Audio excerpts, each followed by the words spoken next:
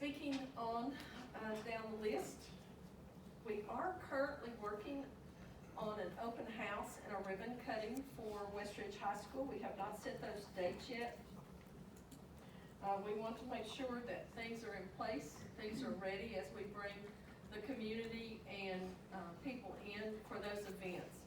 So we will keep you updated on that, and we may have a date next July 29th or some date that we can put before you to see what works best for you. I have asked Sarah to coordinate and work on that along with the administration of Westridge High School. And hopefully we'll get that taken care of very soon. Spent the afternoon there actually taking our current principals from all of our high schools through, and was very pleased with their reaction to what they saw. Our back to school schedule, August 2nd, we will be welcoming all our teachers back to their respective buildings. Some have new homes, new classrooms, and will have quite a bit of work to do once they get there. Lots of boxes sitting in their classrooms, ready to be unpacked. And again, I don't want to miss an opportunity to recognize the work of our maintenance department and our custodians in making this happen this summer. It is tremendous the amount of work that they've been able to accomplish, and they have accomplished it very well.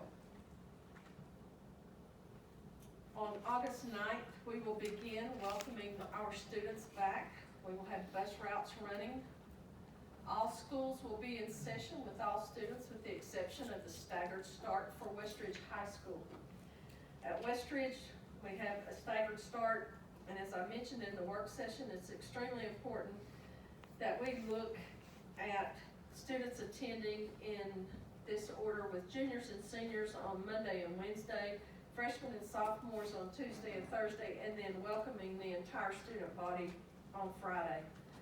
We want to take some time with smaller groups of students to acclimate them to their new home, their new classrooms, where exits are, safety protocols, procedures for that building, get to know the staff, get to know where everything's located, to include where they're going to find their breakfast and lunch, their classrooms, and so on and so forth, where to park, how to enter, exit the campus. There's a lot of things that we will be trying to accomplish, and I feel very confident that the staff we have in place at Westridge will do a fine job